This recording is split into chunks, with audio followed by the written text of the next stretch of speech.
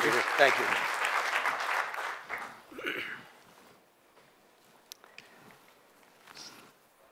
Thank you so much. Anyone who was over the age of 5 years old on November 22nd, 1963 remembers exactly where they were the moment they heard the news that President John F. Kennedy had been assassinated. It was one of those rare moments in history when time stood still and people the world over just stopped and united in their grief. For Secret Service agent Clint Hill, that moment was far more devastating and more personal because he was there. Clint Hill became a Secret Service agent in 1958 and first served under President Eisenhower. John F. Kennedy was elected in 1960, and Agent Hill was one of 2 agents assigned to protect the First Lady, Jacqueline Kennedy. Mr. Hill, tell us, what was it like being a Secret Service agent for the Kennedy administration? Well, I'd been with President Eisenhower, who was a 70-year-old grandfatherly former general, and now we were moving into a 43-year-old young, very energetic, very active, young father and husband. And so it was a whole new experience for us. It was a new adventure, if you will, that this new administration came into office and kept us extremely busy. We traveled the world, and Mrs. Kennedy often would travel by herself. On occasion, we would go to places like Ravello, Italy, where the crowds were numerous because she was so popular. Whenever she traveled with the president, usually the size of the crowd would double. It became very difficult to manage the crowd. Here's in Dublin, Ireland, you'll see the crowd is into the street. They're hanging out of windows. They're on rooftops. They're all over the place. And this was quite typical. Here we are in Costa Rica. The military has been asked to help us get through the crowds. They're so dense. It is so difficult. Then we are in Mexico City. It's kind of a high elevation, but that's not snow, that's confetti. It was so thick by the time we got to the end of the motorcade, the confetti was up to the top of the seats in the car. It was an open car. And here we are in Billings, Montana. Somebody decided to pass their young child across the top of the crowd to try and touch the president. It's rather dangerous, and we certainly didn't agree that that was a good idea. Then we went to places like Berlin, Germany, where a couple young ladies decided to try and get through the perimeter to get close to President Kennedy. He's there with Willy Brandt and Konrad Adenauer. And then we continued on in trips all over the various places. Here he is speaking, making the Ich bin ein Berliner speech in Berlin to thousands and thousands of people. As you see there, people are on top of roofs, on balconies, windows are open, people are hanging out. So what was the reason for the trip to Texas, and why did Mrs. Kennedy decide to go along on that particular trip? Well, Vice President Johnson and President Kennedy had met and decided that in order for them to be reelected in 1964, they had to carry at least 2 big states in the South with the largest number of electoral votes, namely Florida and Texas. And so they decided that would be done in the fall of 1963. Insofar as Mrs. Kennedy was concerned, she had not campaigned much in 1960 because she was pregnant and subsequently gave birth to a young boy, John F. Kennedy, Jr. But this time she said she was going to do everything she could to try and help the president gain re-election. And so the reason you were on this trip was simply because you were there to protect Mrs. Kennedy, and she had decided to go along. That was my primary responsibility. So tell us how the trip began. Well, we left White House in Washington on Thursday, November 21st, aboard Air Force One, and flew down to San Antonio, where the president dedicated the new Aerospace Medical Center at Brooke Army Field. Then we traveled through the city of San Antonio. The crowds were numerous. At times, the president would ask us to stop so people can come over and get close to the motorcade and shake his hand. It's one of those things we had to put up with, we didn't like, but we did. And we just kept on going through the city there, and here you see numerous people on top of balconies. The crowd is extremely loud, very exuberant, but very, very friendly. So we didn't have a real problem. Once in a while, we'd have to be working on the street, but that was not usually the case. You can see the crowd here, also still in San Antonio, as they're saying goodbye. Then we moved over to Houston. We took Air Force One from San Antonio to Houston, drove through the city, and this you'll see the crowd there at the airport as we arrived in the city of Houston. Then we went from Houston, we went over to Fort Worth, where we're going to spend the night at the Hotel Texas. We had about 5,000 or more out at the airport, but when we got to the hotel, the crowd was so dense, we had a difficult time getting into the hotel where we were going to have to spend the night. So this was all on the first day, and so you arrive here at the Hotel Texas in Fort Worth, and by this time it's about midnight. Everybody's exhausted, but by political accounts, it was a tremendous success. President and Mrs. Kennedy were thrilled with the reception, and while the Secret Service was aware that the next day in Dallas there had been some anti-Kennedy sentiment, there were no known threats, and everybody expected that the next day was going to be just as successful. That's correct. So the next day we were in Fort Worth, and we got up bright and early. The president had made the last-minute arrangements to give an unscheduled speech outside in a parking lot. It was raining lightly, and the people were out there by the thousands. Again, you can see windows are open, people are hanging out, they're on rooftops. But that was typical, no matter where we went in the world. Then after this speech outside in the parking lot, the president went into the hotel and went to a breakfast. I brought Mrs. Kennedy down to attend the breakfast. We walked into the room. There were 2,500 people there. They all stood and burst into applause, recognizing her, and the president was very pleased with the reception that they were receiving. Then we left the hotel and we were on our way to Carswell Air Force Base. And you can see the crowd there along the streets in Fort Worth. Schools had closed for a while to allow the bands to come out and play at the various street intersections that we passed. And the people were out by the thousands, and it was all a wonderful, friendly reception in Fort Worth. So now you're going to take Air Force One from Fort Worth to Dallas, which you really could have driven to your destination a lot quicker than taking the plane. Why did they do that? Well, we had to go to the Trade Mart in Dallas, and it was only a few minutes flight. And like you say, we could have done it a lot quicker by car. But for political reasons, they wanted a photograph of President and Mrs. Kennedy coming off the rear of Air Force One at Love Field in Dallas. And so that's what we did. And here they come down the ramp. They're going to be greeted by a greeting committee, among whom was Vice President Johnson, who they'd just seen 10 minutes before in Fort Worth. They walked along the reception line.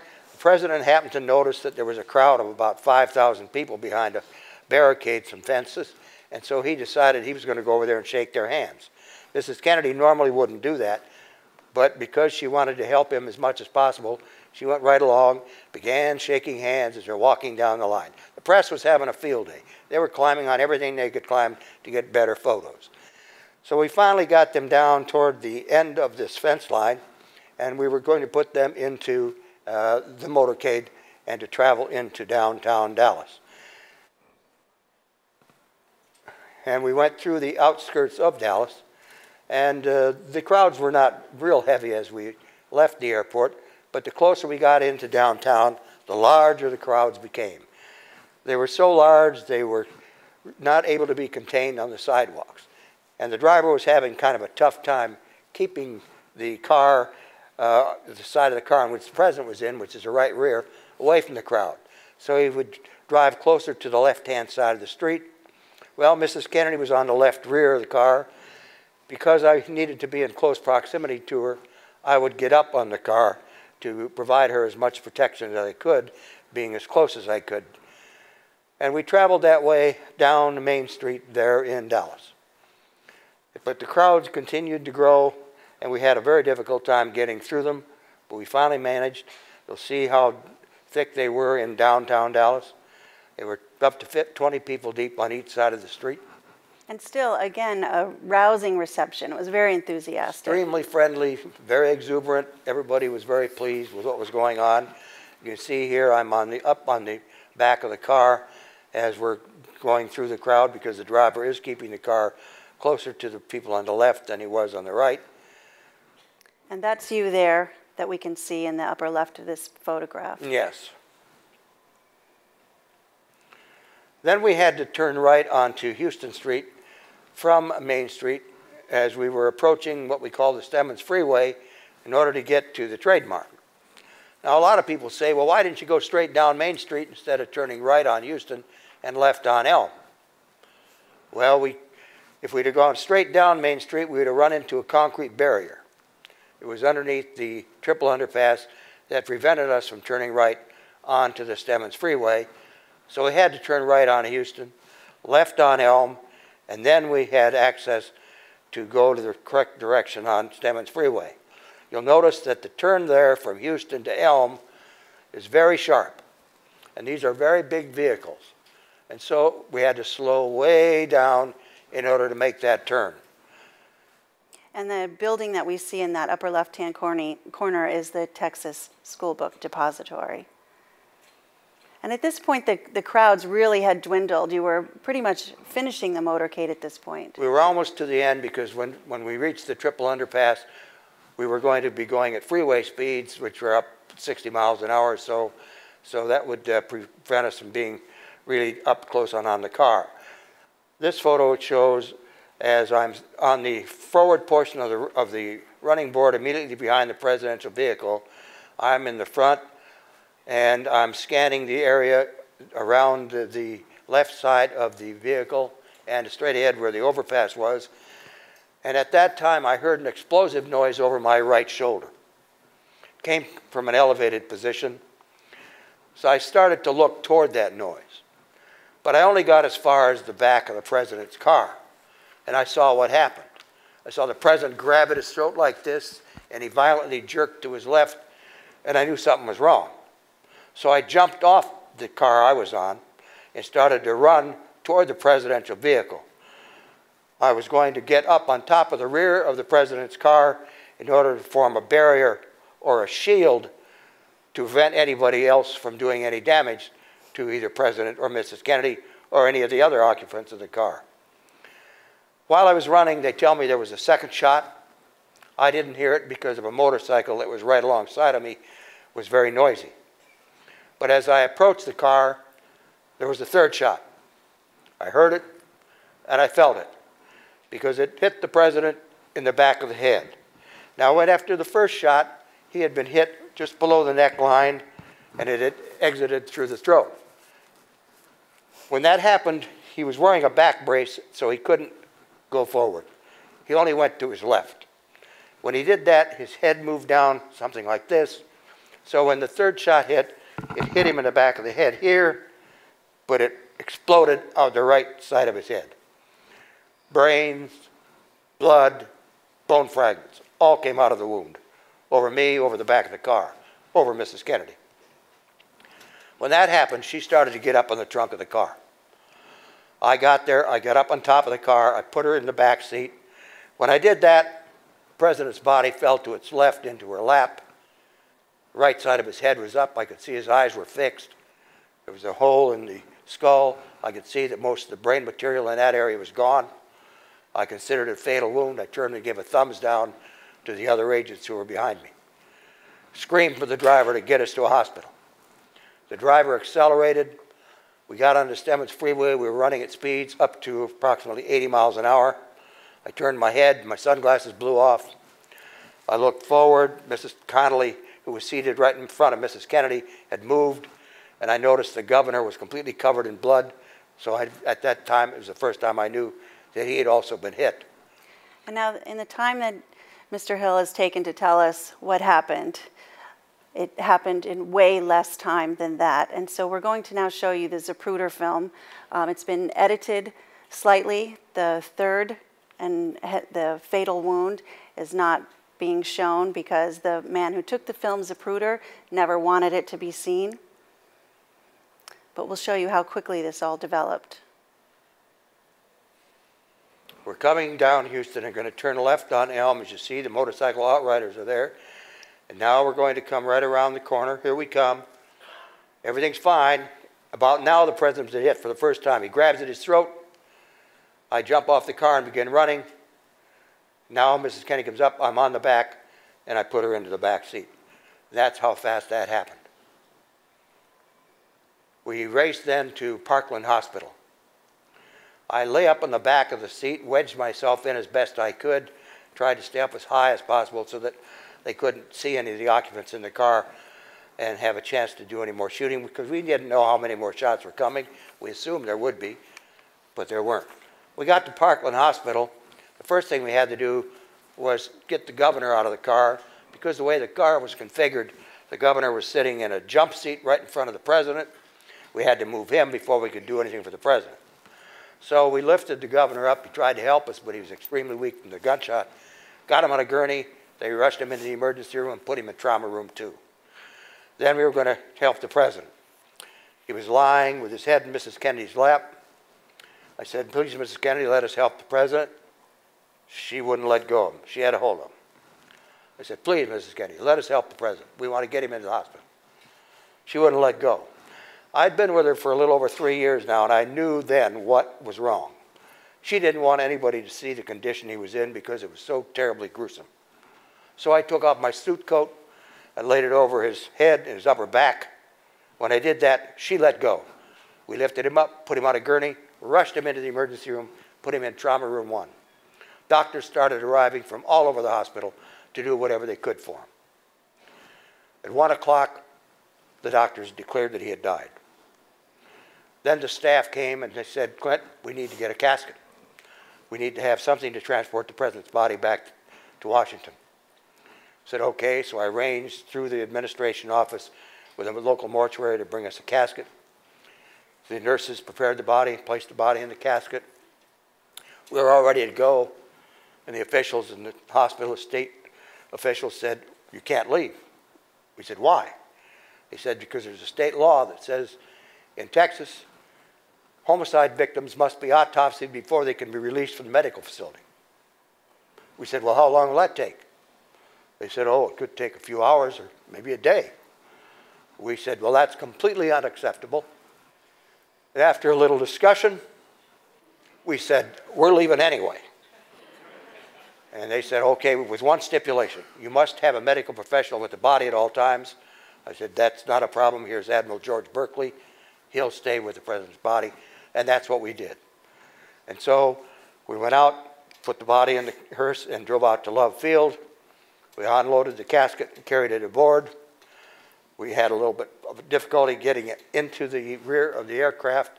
The flight crew had removed a number of seats, but when we got to the doorway, we found with the handles on the casket, it was a little too wide to go through the door, so we had to tear the handles off.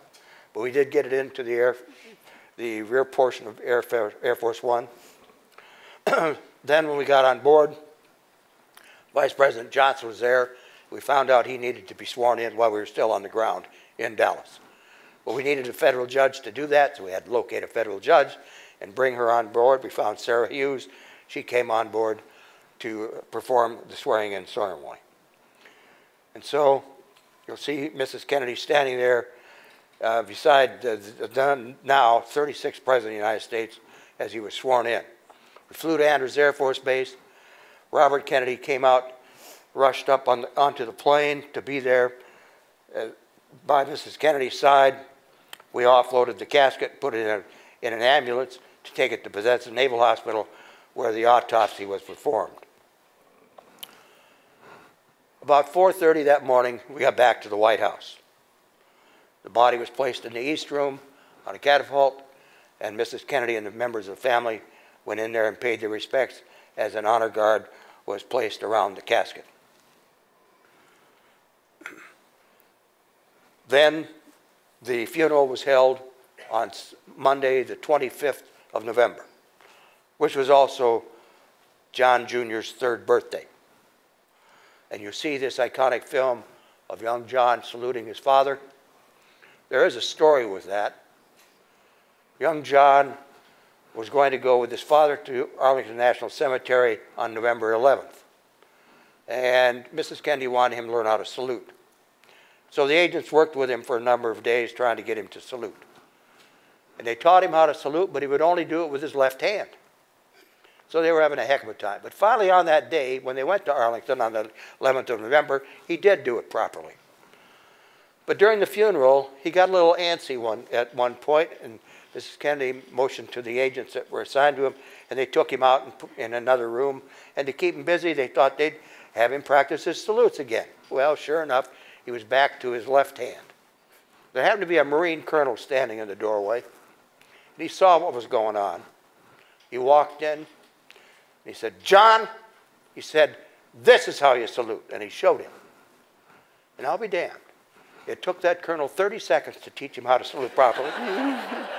We'd been working with him for weeks to no avail.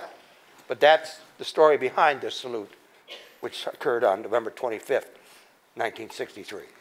And now, 50 years later, a majority of Americans believe that one person did not commit this act alone.